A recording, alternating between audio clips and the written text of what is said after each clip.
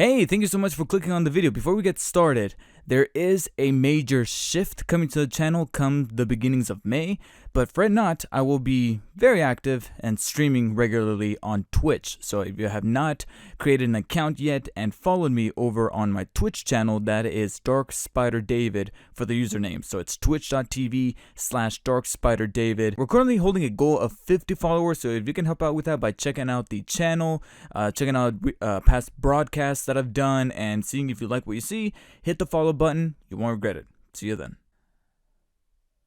Some of you are gonna hate me.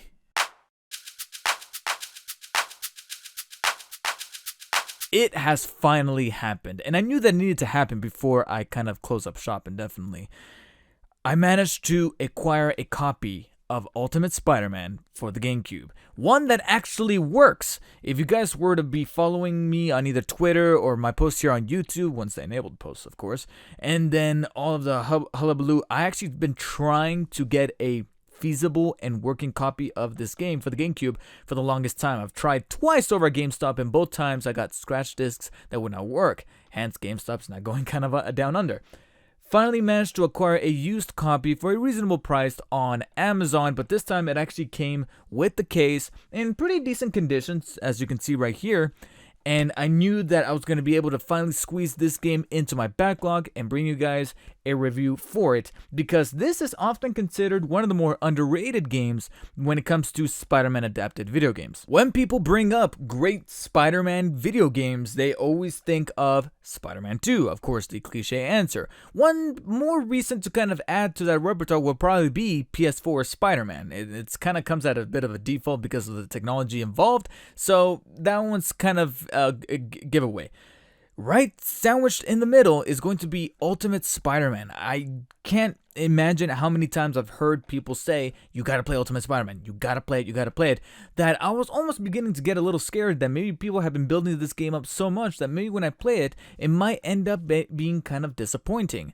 Well, I got news for you. I am saddened to report that I'm kind of a little bit in the minority when it comes to Ultimate Spider-Man. Because first and foremost, I do have a little minor bias going into Ultimate Spider-Man, because this game is of course adapted from the comic book story, I don't want to say story arc, but more so of the comic book line or a comic book franchise of this version of Spider-Man that it's based on, that's named after Ultimate Spider-Man.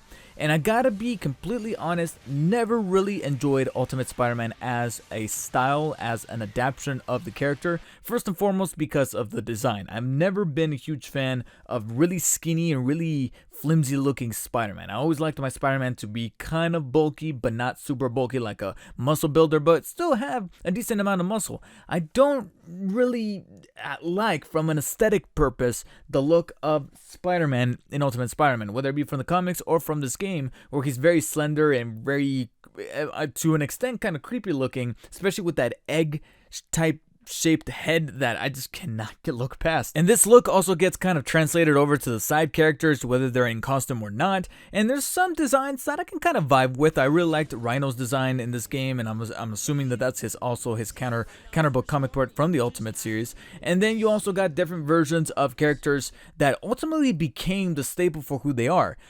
I guess this is kind of a mild spoiler alert, but Nick Fury actually makes a little bit of a cameo, a little bit of an extended cameo in this game. And this is the ultimate version of Nick Fury. So he's black, he's bald, and he's got the eye patch. And this is ultimately the Nick Fury that I think contemporary audiences will recognize, because he is played by Samuel L. Jackson in the MCU, and that's the version they went with, which is a very, very attachable, I guess you could say, version of Nick Fury. People don't really think of Dolph Lundgren looking Nick Fury from the original comic books. So different things, I can appreciate where they came from. I really do enjoy this version of Nick Fury. I like this version of Mary Jane, but then other versions of characters, whether it be the way that they're written, their mythology, and again, ultimately their design, I don't really vibe with. And it could be just a personal preference. I'm not saying that it's wrong. It's just that this was something that I was not able to really web up to.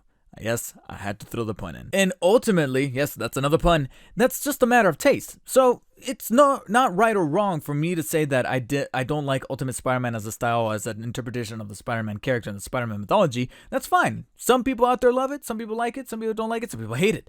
So it's a very spectral sort of element, and that's fine. That's why it's art. That's why things are appreciated that way. Now let's take all of that and kind of apply it to the context of this particular video game that I played most recently over a weekend.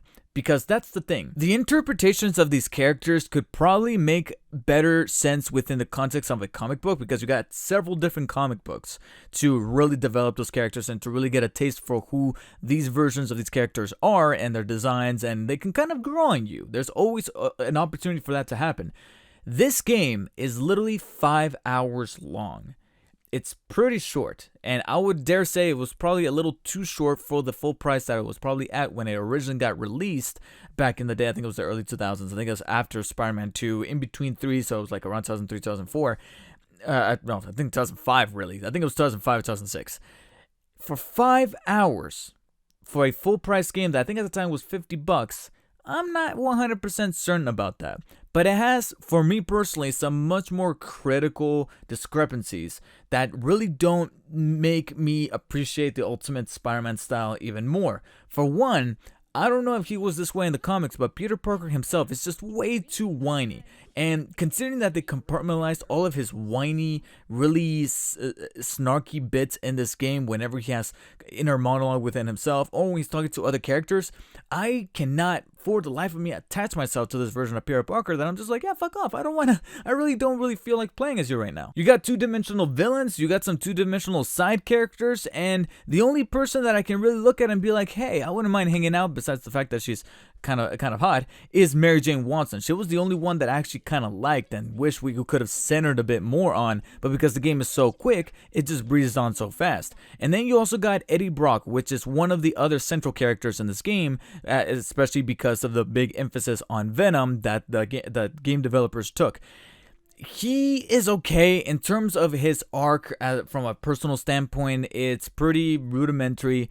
His design, on the other hand, that's not exactly my Eddie Brock, so again, I can't really attach myself to that version, and this game doesn't give any kind of justice to that, being so short, being so easily beatable within literally probably a day. If you binge this thing, within a day you can beat it, and that doesn't also help the story, which is very lackluster. There's really not much to it. There's nothing deep going on. There's nothing, none of the themes that you usually associate yourself with Spider-Man are even present here. I mean, in other games they might be present, they might not have been told very well, but they were present. Here it's just a matter of just beat up the bad guys, have Peter Parker whine about how shitty his life is, beat up the bad guys, rinse and repeat. Admittedly, sometimes the characters would have some funny and charismatic dialogue that was written properly between each other, but because the personalities aren't gripping me, it just looked at me, it's almost like I just looked at the dialogue and said, oh, that was really well written dialogue.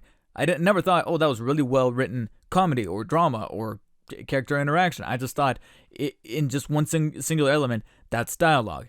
And also the cutscenes, because of how short the game is, because of the stylistic approach, this might vibe for some people, but the cutscenes are told in a very comic book panel sort of way, and that was something that a lot of people didn't like about Ang Lee's Hulk movie. I liked it when I was a kid. Now I can kind of see it as a little bit of a nuisance. It's kind of cool initially, but then over time it wore out. That, honestly, I felt more so with Ultimate Spider-Man, where some of those cutscenes at first looked kind of neat, the way they were jumping in between panels and using those as transitions, but then over time, realizing how rapidly we're moving the pace along of the story, whatever it is that it may be, it again does not help the cause, which is to tell a feasible story. In the end, it just ended up being these cutscenes that serve as connective tissue to get you from one game level of the game to the next. And this ultimately led me to one outcome, and that one outcome is that this game is solely designed for people who have already been reading the Ultimate Spider-Man comics. The game, I finally made the assessment, I finally made the conclusion that I'm like, I now realize this game is made for people who love, or at least have a very firm and strong knowledge of the mythology of Ultimate Spider-Man, not just Spider-Man in general, which is cool for them. Not so cool for me, because I've always been kind of apprehensive about the stylistic choice of Ultimate Spider-Man. This game was a good opportunity to get to have the developers be like, okay, here's what you could be missing out on from the Ultimate comic storyline, and instead it just felt like more like it was servicing the Ultimate Spider-Man fans and not so many of the people that are open to try to accept it but initially had reservations, like myself. That's not a good thing. That's very close-minded. And because of that, there's certain characters popping out here and there that I'm like, who the hell is that? And it's not until I look up a profile that has the name Green Goblin, and I'm like, yeah, I wouldn't have otherwise guessed. And ultimately, when you jump into the suit of Spider-Man and start swinging around this open sandbox interpretation of New York that also includes Queens, which, if I'm not mistaken, I think this is the first time, or one of the first times, that a borough of New York is included in with Manhattan Island that is explorable as Spider-Man. So big respects to doing that. A lot of people are hoping that maybe different types of boroughs can be included in Manhattan Island when we jump into Spider-Man 2. Should there be, well, actually, there's going to be a sequel to Spider-Man 2 when that comes around on the PlayStation 5. Should there be one, and if and when, most definitely when there will be one, fans are anticipating more boroughs to be included, one of them being Queens.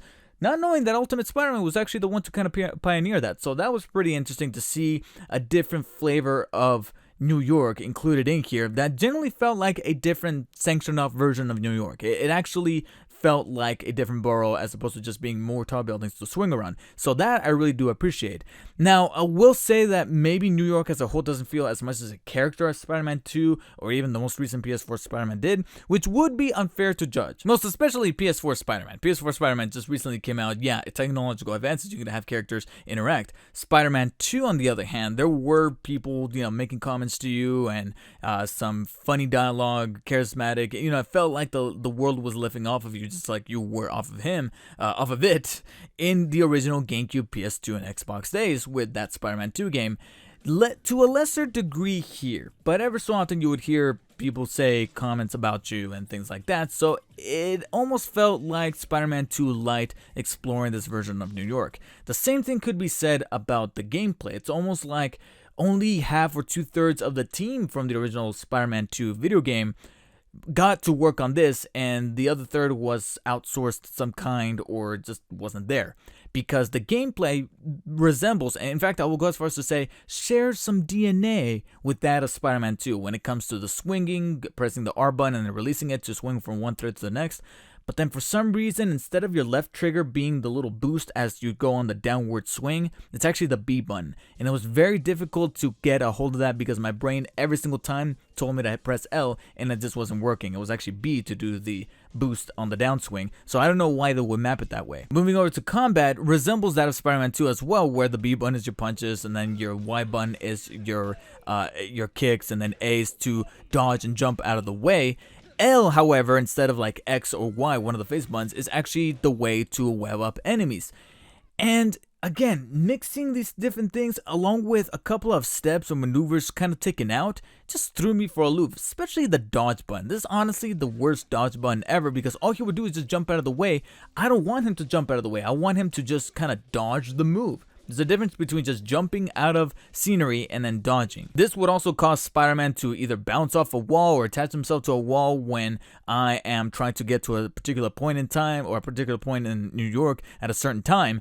And that did not do me single favors, that I kind of found myself a bit more frustrated by the gameplay rather than being entertained. No, you fucking idiot. Dude, what? Are you fucking just because he's bouncing off the fucking... And upon starting the game, I thought that maybe as it progressed, I was going to be able to get upgrades so I can choose to see what I would like to specialize. Because again, some mechanics stayed as they were because I'm like, okay, this kind of resembles that of Spider-Man 2, especially the swinging. But then combat, I wish I could have unlocked more combos, different kind of play styles, a better dodge button, or remap the whole thing. And the game upgrades little things here and there for you as you progress, but you don't get to ultimately make the choice yourself. And it's difficult to go in that direction when you already had Spider-Man 2 first be able to give you a shop where you got to buy upgrades for your swinging, your crawling, your maneuverability, your acrobatics, and your combat moves. So why would you go back and take a step backwards from what worked the first time? So okay, playing as Spider-Man does not feel as great as it did initially in the previous year's Spider-Man 2. Alright, again, maybe a little bit of that development team had gone away and they had to fill in the void with something. Well, that something is actually the Symbiote Enemy, one of Spider-Man's greatest foes. In fact, some people would say his greatest foe, considering how much of a mirror of him he really is. Venom. Venom is actually a playable character. It's one of the few times you actually get to play as Venom. Ever since, I think, maybe Maximum Carnage. I might be wrong. I didn't play the game, so I can't exactly say if you got to play as Venom in that game. But that was one of the big hooks about Ultimate Spider-Man, is that you'll be able to play as Venom as their story arcs kind of intertwine as the plot develops in the game. Well, to be honest, I did enjoy playing as Venom way more than I did as Spider-Man in this game. He feels kind of tanky. At times, he kind of resembles that of the Hulk from the 2003 movie tie-in, or maybe Ultimate Destruction. So he has that beefier build, and he's not able to swing. I was a little scared at first to notice that he was not able to properly swing, even though we've seen versions of Venom be able to swing from one place to another. However, they threw in some mechanics that generally surprised me, that made me feel quite powerful as the symbiote. I generally felt the presence of Venom as I played him, because even though you're not able to swing, you're able to jump super fucking far off into the distance, that ultimately it felt like swinging. I was able to traverse at the same rate and speed as swinging. And then his actual moveset when it came to combat is again very tanky, but it feels powerful, and it just feels good the way the symbiote should be, which is being able to punch things really hard and then also use his tendrils to whip out enemies should they be a little bit off of the distance, or you want to keep your distance because they have projectiles of their own. That was all very cool and dandy. It's just a shame that you can only play as Venom in selective portions of the campaign and not at free will until you get to the end of the game. Once you get to the end of the game, you're able to switch between Spider-Man and Venom. I know the technology wasn't there in 2005 when this game came out, but my subconscious kept saying, why couldn't they have just made that an option? I'm sorry. It is a shame that these portions of the game playing as Venom were locked to these specific missions and not at free will. And the reason why is because to get to the finish line, that is the ending of this game, to be able to play as Venom at your own free will, which is cool because once you beat the game and you play as Venom, you're able to traverse through the city GTA style, where you actually get points for being able to wreck up shop and destroy as many things and eat as many people as cool, especially feeding. Feeding is really, really fun, especially when the developers of this game actually threw in a joke. I honestly don't want to show. I could show it right now from a stream, but I'm not going to, because it's actually just that delicious. Because there's a really good joke involved with Venom's first time feeding on someone in this game that is just so fucking perfect. But the switch between Spider-Man and Venom at will has to be done at the end of the game. And getting to the end of the game can potentially be quite tedious, because the mission structure in this game is fucking terrible. This is arguably the worst thing about this game for me, was the mission structure. You are not, I repeat, you are not about to make me do what is otherwise considered side content as mandatory content to progress in the fucking game. And trust me, I was losing my shit. Doing little races and collecting tokens, all that stuff. And I'm like, okay, cool, side content. Obviously, the Spider-Man games, I've always had side content to do, some of which is rewarding. The most recent outing of Spider-Man PS4, had some of the best side content, because even though it was completely optional, I felt completely 100% motivated to want to do it, because not only did they reward you with like little perks, upgrades that were very obviously missing in this game, but also little backstories and little in-depth information about Spider-Man and Peter's past, things that happened prior to the game actually starting. It was awesome. There's almost none of that here. Sure, you get to unlock character models that you can look at, and concept art and stuff like that, especially when you acquire the more tokens you do and the more races you do against time and reaching certain targets and defeating certain gangs. But not when the game makes you in order to get to the next story mode. Do not ever do that. If you are an aspiring game developer, I'm telling you right now, do not make these little rudimentary, very numeral things that can be otherwise in the side a checkbox list that you have to mark off before you make the next story mission accessible. All right, do not do that. That legitimately makes me want to just throw the controller and be like, no, I'm not doing this. And the only reason why I did it is because it's fucking Spider-Man. All right, and I knew that it was a short game. I knew that ahead of time that it was going to be a 5-hour game. But once I saw this thing, I had some legitimate second thoughts. And to me, it got worse because not every single mission that you got to after doing all that numeral shit was a winner. Because after a while, the missions themselves, the core story missions, started to get, for me personally, I don't know, maybe you can consider me a little bit spoiled here because of some of the most recent advancements in technology and in the gaming industry that we've had.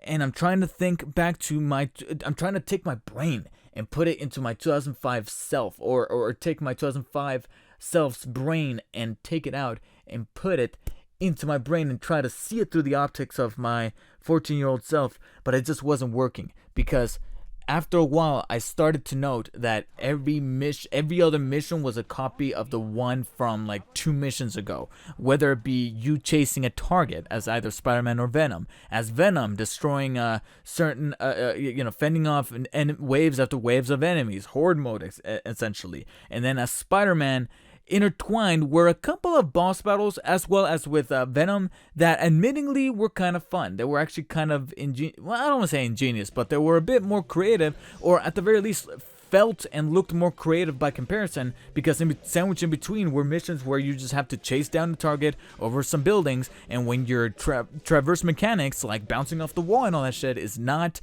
the most polished, that causes a little bit of a problem and almost a feeling of repetitiveness. And let me tell you something. When it came to that repetitiveness, once you got to that 6th or 7th time of you trying to beat that boss or reach that target that you felt almost got away, only to finally catch it or beat that boss, only to have either the power go out or the game disc having an error and scratching and realizing you didn't save manually, just like you would have to back in the mid-2000s. Some bitch is gonna die. Again, I'll be fully transparent. I went in with a minor bias because of how just not 100% attached I am to the interpretation of Ultimate Spider-Man with Peter, this version of Peter, this version of Spider-Man, and the characters. That's fine. But I can even recognize objectively some problems this game has as a video game. Even if it was 5 hours, if it was told in a much... Because at a certain point, I even accepted that 5 hours wouldn't have been a bad thing. You just have to recognize... It's almost like the creators of this game, which is a shame, which really hurts me, because I know that this is actually developed to an extent from some original developers of the Spider-Man 2 game, which I, even to this day, having replayed it most recently, still thoroughly love. And then you also got the original writers and creators of Ultimate Spider-Man, with Brian Michael Bendis writing the story for this game. It's almost like maybe somewhere in the background, Activision, of course, was the one saying this game needs to be out by a certain time, and that's the confines that Bendis, as well as some of the other folks that might have transitioned over from Spider-Man 2, had to work within certain limits, and those limits did not function for me. Not just because I'm not a huge fan of Ultimate Spider-Man, the version of that character, but also because objectively, some things in this game just did not work. You could take my word for gospel if you want to, or just take it with a very, very, very tiny grain of salt. But unfortunately, I'm going to have to stand on the minority when it comes to Ultimate Spider-Man. So I'm going to be giving Ultimate Spider-Man a 6 out of 10.